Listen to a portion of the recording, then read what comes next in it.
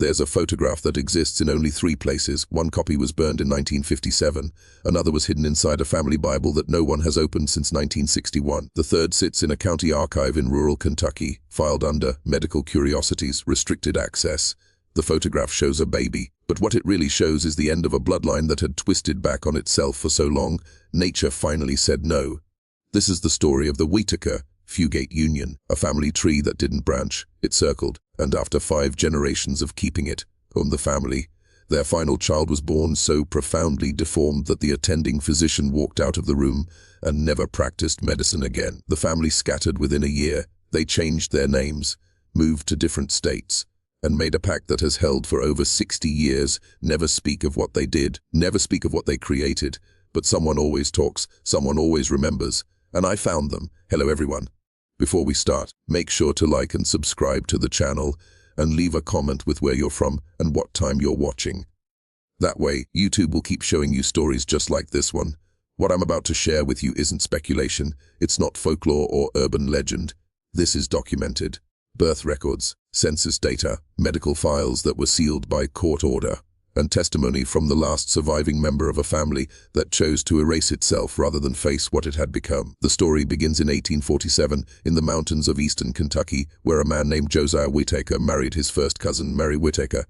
This wasn't unusual for the time. Isolated communities often intermarried. Resources were scarce. Trust was everything. You married who you knew, who your family knew. In those hills, that usually meant someone who shared your last name. Josiah and Mary had 7 children. 6 survived to adulthood, and every single one of them married a cousin. Some first cousins, some second. The family believed this kept the land together, kept the bloodline pure, kept their secrets inside the family walls where they belonged. But genetics doesn't care about land rights. Genetics doesn't care about tradition. Genetics keeps a ledger, and every time that ledger is ignored, the price gets higher. By the 3rd generation, the signs were already showing. A son born with a cleft palate so severe he couldn't speak. A daughter with 6 fingers on each hand and feet that turned inward from birth. Another child who seized so violently by age 4 that they had to be restrained to a bed. The family called it God's will. The local doctor called it something else, but he was paid to stay quiet, and they kept marrying each other. By 1902, the Whitaker-Fugate family had become something of a local mystery. People in the surrounding towns whispered about them, but no one interfered. This was Appalachia. You minded your business. You didn't ask questions about what happened behind closed doors, especially not when those doors belonged to families who'd been on that land since before Kentucky was even a state. The 4th generation is where the medical records start to paint a picture that's hard to look at. I obtained copies of these records through a Freedom of Information request that took 2 years to process. What I found wasn't just a family tree. It was a medical horror show documented in the cold, clinical language of early 20th century physicians who didn't have the words for what they were seeing. In 1908, a child was born to second cousins William Whitaker and Elizabeth Fugate Whitaker. The baby, a girl they named Prudence, came into the world with what the attending midwife described as features not entirely human in proportion. Her skull was elongated. Her eyes were set so far apart that she appeared to have peripheral vision where her frontal vision should have been. Her jaw protruded forward in a way that made it impossible for her to close her mouth. She lived for 6 weeks, unable to nurse, unable to cry properly. The sounds she made, according to the midwife's journal, were all natural and disturbing to all who heard them. They buried her in an unmarked grave on the family property. No church service, no public record. Just a small stone that said Baby Girl 1908. But here's what makes this even darker. That same year, William's brother Thomas married Elizabeth's sister Margaret, also second cousins, also continuing the pattern.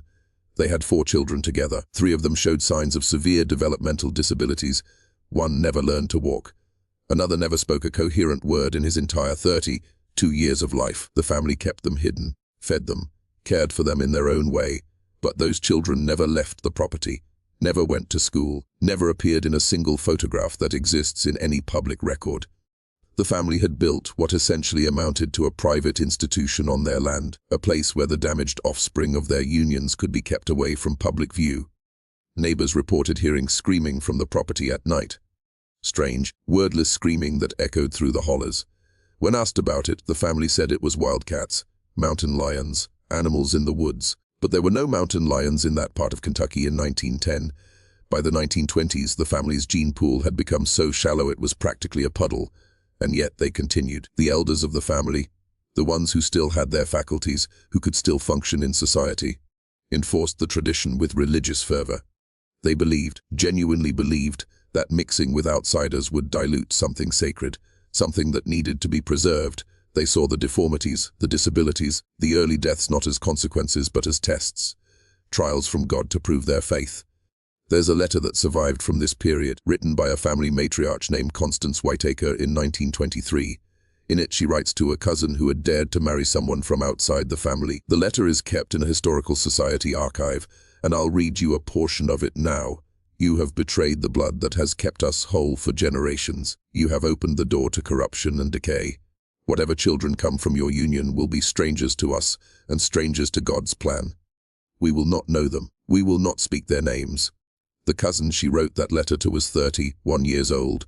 She had married a schoolteacher from Virginia. They had 2 healthy children who grew up to lead normal lives.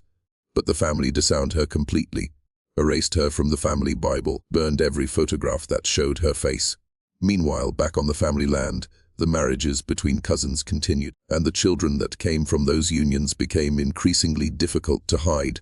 The 1930s brought the Great Depression to Appalachia, and with it, even greater isolation for the Whitaker-Fugate family. While other families were forced to leave their land, to seek work in cities to open themselves to the outside world, the Whitakers retreated further inward. They had land, they had livestock, they had each other, and that was all they believed they needed.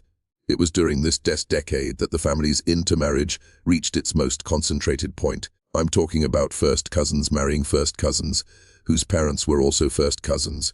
The family tree had become less of a tree and more of a tangled loop, folding back on itself generation after generation. If you were to draw it out, you'd see the same names appearing over and over in different positions: grandfather and great-uncle, grandmother and aunt, the distinctions becoming meaningless. In 1934, a young woman named Ruth Whitaker gave birth to twin boys. Ruth was 22 years old. Her husband Samuel was her first cousin, but here's where it gets more complicated. Ruth's mother and Samuel's mother were sisters, and both had married brothers from the same Fugate line. This meant Ruth and Samuel shared not just grandparents, but nearly identical genetic inheritance from multiple directions. The twins were born 6 weeks premature. One died within hours. The other, named Silas, survived, but he was born with a condition that modern genetics would recognize immediately: severe microcephaly. His head was roughly 2/3 the size it should have been. His brain never developed properly. He had seizures from infancy that grew worse as he aged. By the time he was 10 years old, he had the cognitive function of a 6-month-old infant. The family still has him listed in the 1940 census, age 6, occupation none, relationship to head of household D son. But there's a note in the enumerator's personal journal, which I found in a county historical collection. The census taker wrote, visited Whitaker home, child present but non-responsive, family refuses medical inquiry, advised not to return. That census taker's instinct was right, because by 1940, there were at least 7 children on that property who would never be seen by an outside doctor, never attend school, never have their conditions properly diagnosed or treated. The family had become experts at home care for the severely disabled. They built special furniture, created feeding systems, developed routines that kept these children alive, sometimes into their 20s or 30s, despite conditions that would have killed them in infancy without constant care. But they were prisoners. These children lived their entire lives within a few hundred yards of where they were born. They knew only their family members. They never learned what the outside world looked like. Some of them never even learned their own names. And the family kept marrying each other. In 1943, a wedding took place that would set in motion the final chapter of this story. A young man named Caleb Whitaker, age 19, married his 16-year-old cousin, Anna Fugate Whitaker. Caleb was the grandson of 2 separate cousin marriages. Anna was the great-granddaughter of the original Josiah and Mary Whitaker union from 1847. When you calculated their actual genetic relationship, they shared approximately the same amount of DNA as half-siblings. They knew the risks. By this point, everyone in the family knew the risks. They had seen the deformed babies.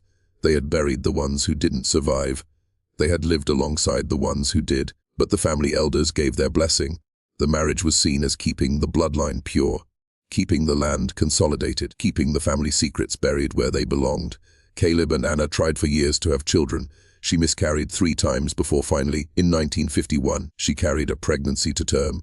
The baby, a girl they named Iris, was born with a cleft palate and clubbed feet, but she survived, she lived.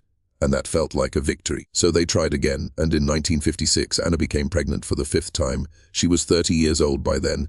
Caleb was 33. They had one surviving child, and they wanted a son. What came in January of 1957 was something else entirely. January 14, 1957. The temperature in eastern Kentucky that night was 11 degrees below zero. Snow had closed the mountain roads for 3 days straight. Anna Whitaker went into labor 2 weeks early, and there was no way to get her to a hospital. The family called for Dr. Raymond Hutchins, the only physician within 20 miles who would still come to the Whitaker property. He'd delivered babies for the family before. He knew what he might be walking into, but nothing could have prepared him for what he saw that night. Dr. Hutchins kept a private journal, separate from his official medical records. That journal was donated to a medical college archive after his death in 1989. It took me 8 months to gain access to it. What he wrote about the night of January 14, 1957, is some of the most disturbing medical documentation I've ever read.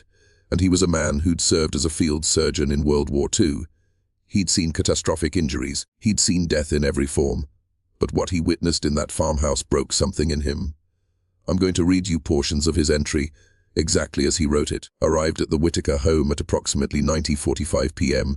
Labor had been progressing for 6 hours. Mother was exhausted but stable. Fetal heartbeat present but irregular. I suspected complications but could not have anticipated the severity. At 11:17 p.m. the child was delivered.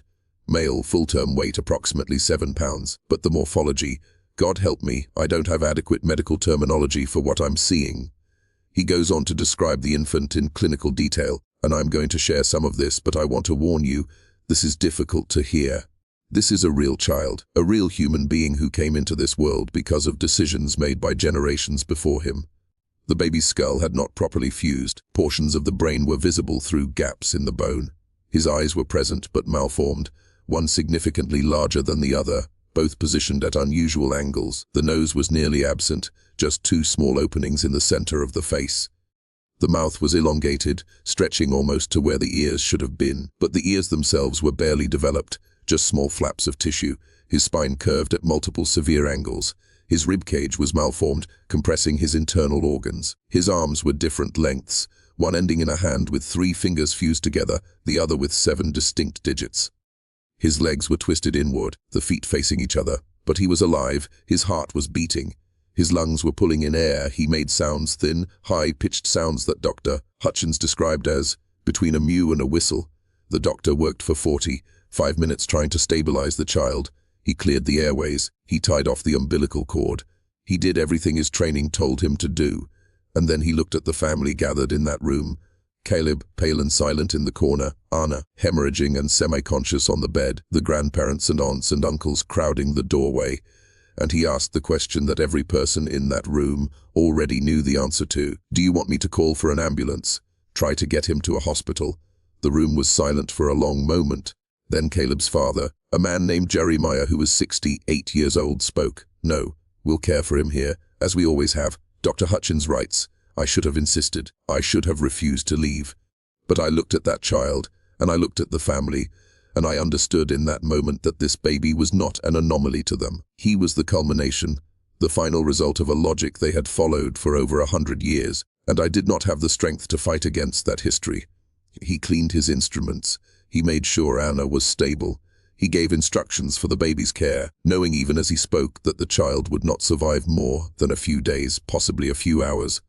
The combination of defects was incompatible with life. Modern neonatal medicine might have extended it, might have managed some of the complications, but in a farmhouse in rural Kentucky in 1957, that baby had no chance. Hutchins left the Whitaker home at 20:30 in the morning. He drove through the snow back to his office, and he wrote in his journal, I have delivered my last baby. I cannot participate in this any longer. What I saw tonight was not a medical anomaly, it was a reckoning. Nature's final statement on what happens when human beings ignore every biological law written into their own bodies. That child is evidence of something I was taught to never believe, that some family lines are meant to end. The baby lived for 16 hours. He never opened his eyes. He never nursed. His breathing became more labored as the night went on, and by the afternoon of January 15th, he simply stopped. They named him Abel. They buried him next to all the others, in the family plot that held more unnamed infant graves than marked ones. But something had shifted. Something had finally broken that couldn't be fixed with silence and secrecy. Because 3 days after Abel's death, Caleb Whitaker walked away from the family property and never came back. Caleb Whitaker disappeared on January 18, 1957. He told no one he was leaving. He took nothing with him except the clothes he was wearing and $43 from a coffee can in the kitchen. He walked 12 miles through the snow to the nearest bus station and bought a ticket to Lexington. From there, the trail goes cold for almost 2 years. What we know is this: he changed his name. He found work in a factory. He told people he was from Ohio, that he had no family, that his wife and child had died in a car accident. He built an entire false history for himself because the real one was too terrible to speak aloud. And he was not the only one. Within 6 months of Abel's death, the Whitaker-Fugate family began to fracture. Anna, who had nearly died during the delivery, suffered what we would now recognize as severe postpartum depression and PTSD. She stopped speaking. She stopped eating. Her sister Margaret later described finding her in the barn one morning, just standing there in the dark, staring at nothing, tears running down her face but making no sound at all. The family tried to care for her the way they'd cared for all their damaged members. Quietly, privately, without outside interdiction worsened. By June of 1957, she had attempted to harm herself twice. Finally, against every instinct the family had, they admitted her to a psychiatric facility in Lexington. It was the first time in living memory that the family had allowed outsiders to see the depth of their suffering. The intake interview at that facility still exists. I obtained it through a medical records request, with identifying information redacted, but the details are unmistakable. The interviewing psychiatrist noted, "Patient presents with severe dissociative symptoms and intrusive traumatic memories related to childbirth. Patient repeatedly states she has created a monster and that the family curse has finally reached its conclusion. Patient shows extreme guilt and expresses belief that she has been punished by God for sins she will not specify." Anna never returned to the family property. She spent 3 years in that facility, and when she was finally released, she moved to Tennessee, changed her name to Anna Morrison, and worked as a seamstress until her death in 1993. She never remarried. She never had contact with the Whitaker family again, and she never spoke about what happened in January of 1957, but the family's unraveling had only begun. In the fall of 1957, Caleb's sister Rebecca made a decision that would have been unthinkable a year earlier. She started attending a church in the nearby town. Not the family's private services, but a public church with people from outside the holler. She met a man there named David Perkins. He was a mechanic. He had no connection to the Whitaker or Fugate lines. He was, in every sense of the word, an outsider. They married in March of 1958. The family did not attend the wedding. Rebecca's mother told her the same thing that had been told to every family member who dared to marry out. "You are dead to us. Your children will be strangers. We will not know your name." But this time, Rebecca didn't care. She had seen Abel. She had been in that room the night he was born. And she had made a decision that the curse, because that's what they all called it now, the curse, would end with her. Rebecca and David had 4 children, all healthy, all normal. She lived to be 82 years old, and before she died in 2001, she gave an interview to a genealogist who was researching Appalachian family structures. That interview is housed in an oral history collection at Eastern Kentucky University. In it, she says something that still haunts me. "We all knew what we were doing was wrong. We'd known for generations. But knowing something and having the courage to stop it are 2 different things. It took that baby, Abel. It took seeing what we'd created to finally give some of us the strength to walk away. My brother Caleb, he never recovered. Last I heard, he died alone in Ohio in 1979. Never told anyone who he really was. Never let anyone get close enough to ask. The family destroyed him just as much as it destroyed all those babies we buried. By 1960, the family compound that had stood for over a century was nearly empty. The elders, the ones who had enforced the tradition most strictly, were dying off. The middle generation was scattered. Some had left. Some had married out. Some had simply stopped having children, knowing what the odds were. If you're still watching, you're already braver than most. Tell us in the comments, what would you have done if this was your bloodline? Would you have had the courage to walk away, or would the weight of tradition have kept you there? The property itself became a ghost of what it had been. The main house still stood, but most of the outbuildings fell into disrepair. The family cemetery with its dozens of unmarked infant graves became overgrown. By 1965, only 3 family members still lived on the original land: 2 elderly sisters, both unmarried, both childless, and one of the adult children from the earlier generations. a man named Jesse who had severe developmental disabilities and had never been capable of living independently. The sisters cared for Jesse until their deaths in the early 1970s. After that, Jesse was placed in a state facility where he lived until 1988. He never spoke about his family. He may not have been capable of speaking about them. But the staff at the facility noted that he became extremely agitated whenever anyone asked about his childhood, about where he came from, about who his parents were. The remaining Whitaker-Fugate descendants made an unspoken pact. They would not acknowledge each other. They would not attend family reunions. They would not trace the genealogy. They would let the whole dark history disappear into the past, where it belonged. And for almost 50 years that pact held, until I started asking questions. I first heard about the Whitaker-Fugate family in 2019. I was researching genetic isolation in Appalachian communities for a documentary project that never got funded, and I came across a reference in a 1962 medical journal. The article was about genetic counseling in rural communities, and there was a single paragraph, almost a footnote, that mentioned "or family in eastern Kentucky with documented multi-generational consanguineous marriages resulting in severe congenital abnormalities." No names, no location, just that one paragraph. But it stayed with me. I spent 2 years tracking down that reference. I filed Freedom of Information requests with county health departments across eastern Kentucky. I visited historical societies. I combed through census records and birth certificates and property deeds. And slowly, piece by piece, the story started to emerge. The breakthrough came from a woman I'll call Sarah. She's one of the last living descendants of the Whitaker-Fugate line, though she's separated by enough generations and marriages that she bears no genetic burden from the family's history. She reached out to me after seeing a post I'd made in a genealogy forum. She said she had information about a family secret that had haunted her grandmother until the day she died. We met in a coffee shop in Lexington in the fall of 2021. Sarah was 63 years old, a retired teacher, soft-spoken and nervous. She brought with her a shoebox filled with photographs and letters that her grandmother had kept hidden in an attic for decades. Her grandmother had made her promise never to show them to anyone while certain family members were still alive. But those family members had all passed away by then, and Sarah said she couldn't carry the secret anymore. My grandmother was Rebecca, she told me, the one who married out, and she told me things before she died that I've never repeated to anyone. About the babies. About what really happened on that property. About the night that last baby was born. Sarah's hands shook as she opened the box. Inside were photographs I had never seen in any archive. Pictures of the family compound in the 1940s. A wedding photo from 1943, Caleb and Anna looking young and hopeful, surrounded by family members whose resemblance to each other was unsettling. Several children in the photographs had visible physical abnormalities. One child, who appeared to be about 10 years old, had eyes that were so far apart they seemed to be on the sides of his head rather than the front. But the most disturbing photograph was at the bottom of the box. It was smaller than the others, badly faded, creased down the middle as if someone had tried to tear it and then thought better of it. Sarah hesitated before showing it to me. "This is the only photograph that exists of Abel," she said quietly.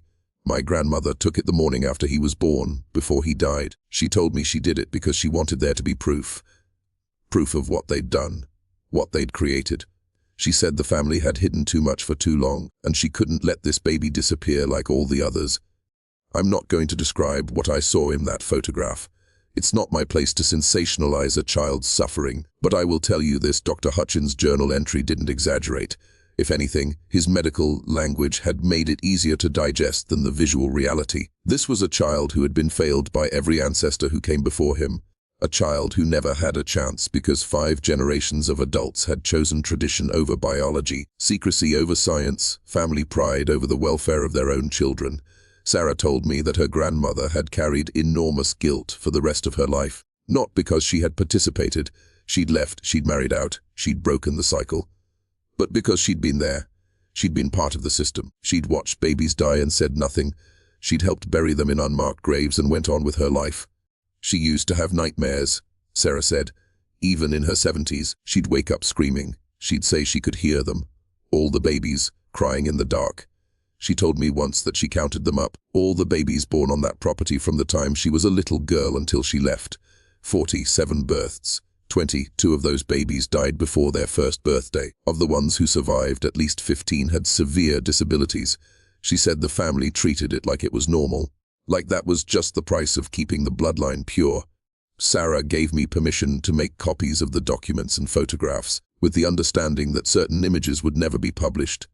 We talked for 4 hours that day. She told me about the scattered descendants, the ones who'd changed their names and moved away and built new lives.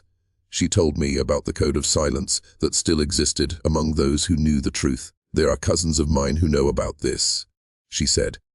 "But they'll never talk to you. They've spent their whole lives running from it. Some of them have children and grandchildren who don't even know they're part of the Whitaker line. They've erased it completely. And I understand why. Who wants to carry that history?" Before we parted ways, I asked Sarah why she was willing to break the silence now. Why risk opening up old wounds, inviting judgment on her family name, exposing secrets that had been buried for over 60 years? She looked at me for a long moment, and then she said something I'll never forget. Because they were real. Those babies were real. Abel was real. And pretending they never existed, pretending that family didn't make a choice, every single time they married a cousin, every single time they kept a deformed child hidden instead of getting help, pretending that didn't happen doesn't honor those children. It just lets us forget, and I think forgetting is worse than knowing. I spent the next year verifying everything Sarah had told me. I tracked down medical records, death certificates, property transfers. I found 3 other descendants who were willing to speak to me off the record.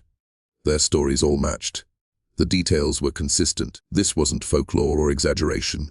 This was documented reality, and I found one more thing, something that changed the entire scope of this story. In March of 2023, I received a phone call from a number I didn't recognize.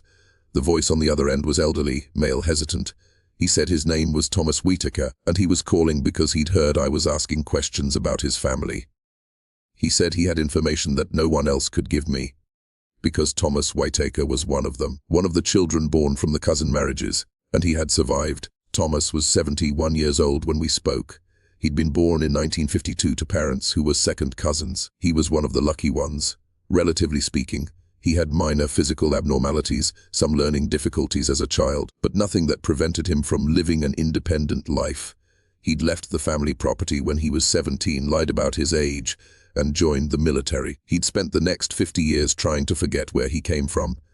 But he'd heard about my research through a distant relative, and something in him had broken. He said he was tired of carrying it alone, tired of pretending he didn't have a past. He agreed to meet with me, but only if I promised not to reveal his exact location or current name. The name Thomas Whitaker isn't the one he uses now. That man died a long time ago. We met in a park in a city I won't name.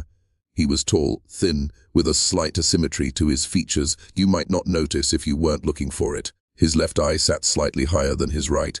His hands trembled, though he said that was from age, not genetics. He brought with him a folder containing documents he'd kept hidden for decades, birth certificates, letters, and one item that made my blood run cold. It was a ledger, a handwritten record kept by the family matriarch, Constance Whitaker, the same woman who'd written that damning letter in 1923. This ledger spanned from 1895 to 1957, and it was a genetic accounting, a record of every birth, every marriage, every death within the family. Constance had documented the coefficient of relationship for each marriage, how closely related the parents were. She'd noted which children were born healthy and which were afflicted, as she called it. She'd tracked the patterns. She knew. They all knew. They had the data right in front of them showing that the closer the relationship between parents, the higher the rate of infant mortality and severe birth defects. And they continued anyway. Thomas walked me through the ledger page by page. His finger traced down the columns of names, dates, relationships. My great-great-grandmother kept this record, he said. She was trying to prove that the family could survive this, that if they were careful, if they chose the right combinations, they could maintain purity without consequence. But look at this. He pointed to the final entries from 1955 to 1957. Caleb and Anna's marriages, 3 miscarriages documented. Then Iris, born with defects but viable. Then the final entry dated January 14, 1957. Just 2 words written in shaky handwriting. God's judgment. That was the last thing she ever wrote in this book. Thomas said, "My great-aunt Constance died 3 weeks after Abel was born. Heart attack, they said. But I think she died of shame. I think she finally understood what she'd done, what she'd encouraged, what she'd enforced with threats and exile and religious justification." Thomas told me that Abel wasn't the last child born from a cousin marriage in the family, but he was the last one that made them stop and look at what they'd become. There was one more pregnancy after that in 1959, but it ended in miscarriage. After that, there were no more cousin marriages. The ones who stayed in Kentucky remained unmarried. The ones who married did so outside the family. The genetic experiment that had lasted 5 generations ended not with a decision, but with a horror so profound it shattered the will to continue. "I've spent my whole life wondering if I should have children," Thomas said. "I got married once in my 30s. My wife wanted kids. I told her I couldn't. I told her there were genetic issues in my family. She thought I meant cancer or heart disease. I never told her the truth. We divorced after 5 years. She found someone else, had 3 beautiful children. I've never remarried. I couldn't risk it, even though doctors told me the risk was minimal, that I was far enough removed from the concentration of bad genes. I couldn't take that chance. I couldn't be responsible for bringing another Abel into this world." He paused, staring out at the park where children were playing on swings, their laughter carrying on the wind. "That's the real legacy of this family," he said. "Not the deformed babies or the hidden graves. It's the ones of us who survived, who carry the knowledge of what we come from. And we're too terrified to have families of our own. The bloodline didn't end with Abel, it ended with us, the ones who chose silence and solitude over the risk of repetition." Thomas gave me permission to tell this story, but he made me promise one thing. He wanted people to understand that this wasn't just about ignorance or isolation. The family had information. They had evidence. They made a choice, generation after generation, to value an abstract concept, bloodline purity, over the concrete suffering of their own children. "People will hear this story and think it's about backward mountain people who didn't know any better," he said. But that's not true. They knew. Maybe they didn't understand genetics the way we do now, but they knew that cousins marrying cousins led to sick babies. They knew, and they did it anyway. That's not ignorance. That's something else. That's a willful decision to value an idea over human life. Before we parted ways, Thomas showed me one final photograph. It was taken in 1970, at the funeral of one of the family elders. There were maybe 20 people in the photo, standing in that overgrown cemetery where so many children were buried. Thomas pointed to himself, a teenage boy standing at the edge of the group, his face turned away from the camera. "That was the last time any of us gathered," he said. "The last time the family was in one place. After that funeral we scattered. Some of us stayed in touch for a while, but eventually even that stopped. We all wanted the same thing, to forget, to move on, to pretend we came from somewhere else." He folded the photograph carefully and put it back in his folder. "But you can't forget," he said. "That's what I've learned. You can change your name, move across the country, build a whole new life. But you still know, you still carry it. And late at night when you're alone, you think about those babies. You think about Abel, and you wonder how many generations it takes before something like that is forgiven." I don't have an answer to that question. I don't think Thomas does either. What I know is this: the Whitaker-Fugate family is a cautionary tale, but not just about genetics. It's about what happens when tradition becomes more important than truth, when secrecy becomes more important than safety, when the fear of outside judgment becomes so overwhelming that a family would rather bury its own children than ask for help. The property where this all happened still exists. It's privately owned now, by someone with no connection to the family.